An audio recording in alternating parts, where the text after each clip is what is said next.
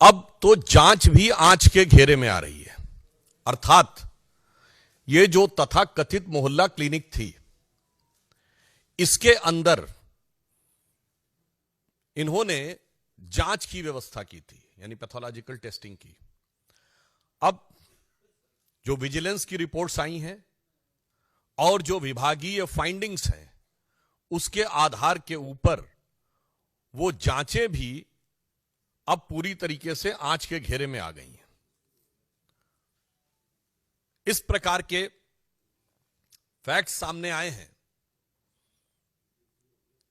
कि जो उनकी तथाकथित मोहल्ला क्लिनिक थी, सर्वप्रथम तो हम कहना चाहेंगे कि स्वतंत्रता के अमृत काल में आने के बाद भी देश की राष्ट्रीय राजधानी में सुपर स्पेशलिटी का कोई इंस्टीट्यूट या ऐसी कोई व्यवस्था या ऐसी कोई लैब बनाने के बजाय मोहल्ला क्लिनिक तक ही सोच सीमित थी, जो 75 वर्ष पूर्व भी थी।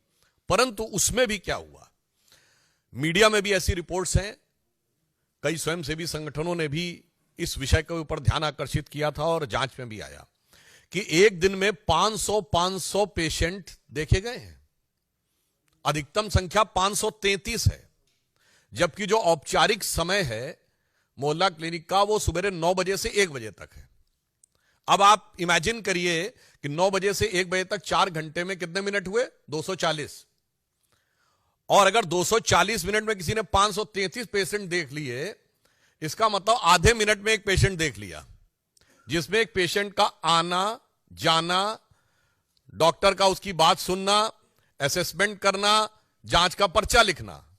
महोदय, मैं कहना चाहता हूं कि जब त्योहारों के दिनों में बड़ी भीड़ होती है ना, तो आप जाते तो मंदिर में बड़ी भीड़ होती है, इतने सेकंड्स में तो व्यक्ति उस धक्का मुक्की में दर्शन भी नहीं कर पाता है जितने में आपके डॉक्टर ने उसके दर्शन करके रोग को समझकर रोग का निदान समाधान सब लिख दिया। यह है ईमानदारी का नया किरदार।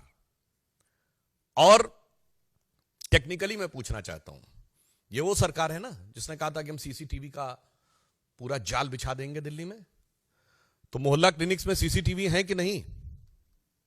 और अगर हैं तो उन मोहल्ला क्लिनिक में उस डेट की सीसीटीवी फुटेज दिखाइए कि 533 लोग कहां लाइन लगाए हुए थे, क्योंकि मोहल्ला क्लिनिक तो छोटी छोटी स्पेसेस में है ना। तो 533 लोग अगर आए तो सीसीटीवी फुटेज में होना चाहिए ना। बस यही सब चीजें हैं जिसकी वजह से जांच की आंच से घबरा रहे हैं। और इसमें जो प्रोसीडिंग्स में बात आई है, मैं कोट करना चाहता हूं कि necessary discipline proceedings may be initiated against the project director OLS outsource lab services। महत्वपूर्ण बात यह है कि यह सरकारी एजेंसी नहीं कर रही है, यह सब आउटसोर्स है, यानी प्राइवेट एजेंसीज को जांच दे रखी है। And others of the OLS branch for non-compliance of the directions of the Honorable LG which could have led to the loss of exchequer। यानी अब यह संदेह है कि वहां वो मरीज ही नहीं थे जिनके नाम के ऊपर बिलिंग रेस करके टेस्टिंग करा दी गई। A detailed vigilance inquiry may be conducted to bring out the quantum of loss of the exchequer to the collusion of the director and support staff with the private agencies। अब जो उपराज्यपाल महोदय ने ये लिखा है और ये अब पब्लिक डोमेन में है मीडिया में, उसके बिंदु क्रमांक 33 पे देखें तो लिखा हुआ tens of thousands of tests were recommended prima facie to the ghost patient, यानी जिनका अस्तित्व ही नहीं था। यही अंतर है। हमारे प्रधानमंत्री श्री नरेंद्र मोदी जी के द्वारा हर चीज डिजिटली ट्रांसफर होती है, इसीलिए ये लोग आधार का भी विरोध करते थे। अगर आप ये वीडियो YouTube पर देख रहे हैं तो हमारे चैनल को सब्सक्राइब करें और बेल आइकन को दबाना ना भूलें। अगर आप Facebook पर ये वीडियो देख रहे हैं तो हमारे पेज को लाइक करें।